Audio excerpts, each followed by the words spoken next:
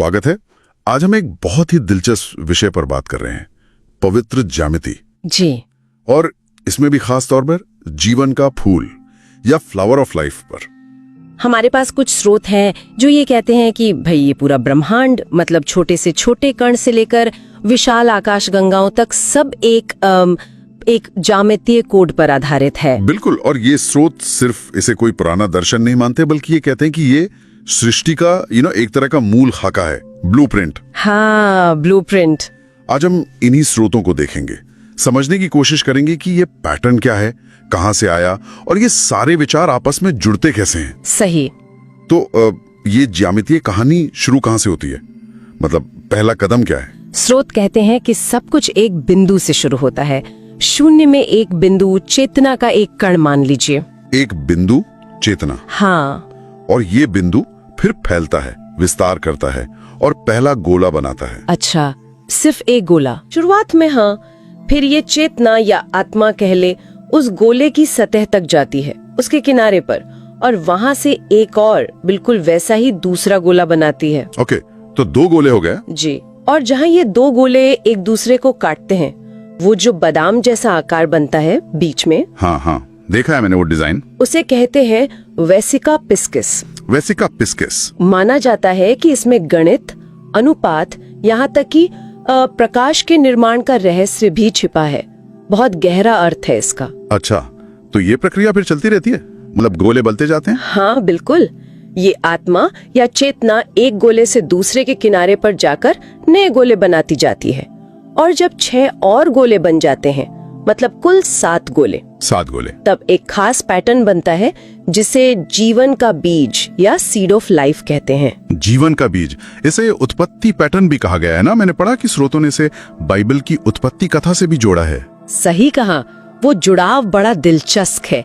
हर नए गोले के बनने को सृष्टि के एक दिन की तरह देखा गया है। ओ, जैसे पहले दिन प्रकाश बना। हाँ बिल्कुल वैसे ही। और 6 दिनों में जैसे पूरी सृष्टि बनी, वैसे ही ये गोले बनते जाते हैं। इन 7 गोलों के पैटर्न को ब्रह्मांड का एक मौलिक खाका माना जाता है। कमाल है। और इसी पैटर्न से फिर और भी चीजें निकलती हैं, जैसे वो जीवन का वृक्ष, ट्री ऑफ लाइफ। हाँ, वो तो कबाला में बहुत महत्वपूर्ण है, पर सुना है मिस्र में भी था। जी हाँ, जीवन का वृक्ष इसी ज्यामिति से उभरता है। और ये सिर्फ कबाला तक सीमित नहीं है, प्राचीन मिस्र की कलाकृतियों में भी इसके स्पष्ट प्रमाण मिलते हैं। और एक जीवन का अंडा भी है, एग ऑफ लाइफ। 8 गोलों का समूह, उसे हमारे शरीर से कैसे जोड़ा गया है? हाँ, जीवन का अंडा 8 गोलों का समूह है जो जीवन के बीज के बाद बनता है। स्रोत बताते हैं कि हमारे शरीर की मतलब मॉर्फोजेनेटिक संरचना बनाता है। मॉर्फोजेनेटिक संरचना मतलब वो अदृश्य ज्यामितीय ढांचा जो हमारे शारीरिक विकास को गाइड करता है। हमारी कोशिकाएं कैसे बनेंगी, अंग कैसे आकार लेंगे, वो सब ये 8 गोले उसका आधार है। अरे वाह। और इसके बाद आता है फलित जीवन या फ्रूट ऑफ लाइफ। जी। जीवन के फूल में कुल 19 गोले होते हैं। उनमें से 13 गोलों के केंद्रों को जब देखा जाता है तो वो पैटर्न फलित जीवन कहलाता है। इसे वास्तविकता के मतलब हमारी यथार्थ के ताने बाने का स्रोत कहा गया है। 13 गोले।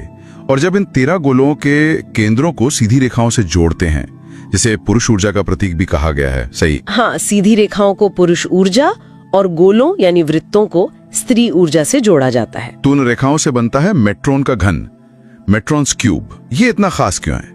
ये सिर्फ एक सुंदर डिजाइन है या? नहीं, सिर्फ डिजाइन नहीं, इसका महत्व बहुत गहरा है। देखिए, मेट्रॉन के घन के अंदर वो सभी 5 प्लेटोनिक ठोस समाहित हैं। 5 प्लेटोनिक ठोस? हाँ, वो टेट्राहेड्रॉन। हाँ, टेट्राहेड्रॉन अग्नि, क्यूब पृथ्वी, ऑक्टाहेड्रॉन वायु, आइकोसाहेड्रॉन जल और डोडेकाहेड्रॉन आकाश या ईथर। सारे मूल तत्व। जी। प्राचीन दार्शनिक मानते थे कि ये ही सृष्टि के मूल बिल्डिंग ब्लॉक्स हैं। और यहाँ बात सचमुच दिलचस्प हो जाती है। कैसे? कुछ स्रोत दावा करते हैं, जैसे प्रोफेसर रॉबर्ट मून के काम का हवाला देते हुए, कि आधुनिक रसायन शास्त्र की जो आवर्त सारणी है, पीरियोडिक टेबल, हाँ, उसके सभी तत्वों का ज्यामितीय संबंध इन्हीं 5 ठोसों से है। क्या बात कर रही हैं? ये तो वाकई चौंकाने वाला कनेक्शन है, प्राचीन ज्यामिति और आधुनिक केमिस्ट्री। बिल्कुल। और बात यहीं खत्म नहीं होती, और भी है। हाँ, कुछ शोध अब कण भौतिकी मतलब पार्टिकल फिजिक्स में भी इसी तरह के पैटर्न की तरफ इशारा कर रहे हैं। कण भौतिकी में कैसे? कुछ भौतिक विज्ञानी हैं जो कणों की आपसी क्रियाओं को समझने के लिए बहुत जटिल ज्यामितीय संरचनाओं का इस्तेमाल कर रहे हैं। जैसे एक है E8 जाली। E8 जाली। रचनाओं को बारीकी से देखा जाता है तो उनमें मेट्रोन के घन जैसे पैटर्न दिखते हैं। अविश्वसनीय।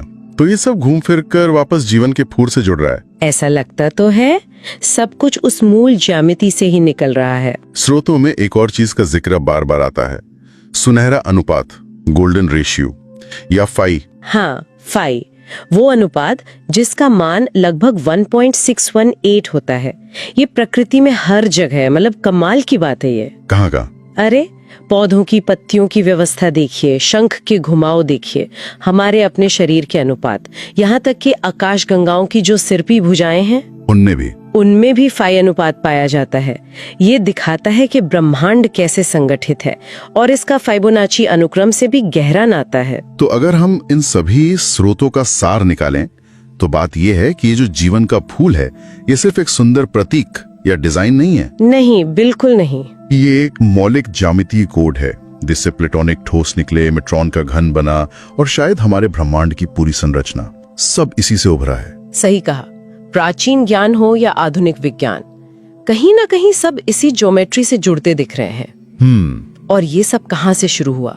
उस एक बिंदु से, चेतना के उस कण से जो शून्य में फैला। बिल्कुल, एक सरल शुरुआत से इतनी जटिल और सुंदर संरचना। तो आज की इस बातचीत के बाद सोचने के लिए एक विचार शायद ये हो सकता है कि अगर वास्तविकता की नींव, मतलब रियलिटी का बेस इतनी सटीक, इतनी व्यवस्थित और सुंदर ज्यामिति पर टिका है, तो क्या हमारे विचार, हमारी भावनाएं, क्या वो भी किसी गहरे स्तर पर इसी पैटर्न को फॉलो करती हैं?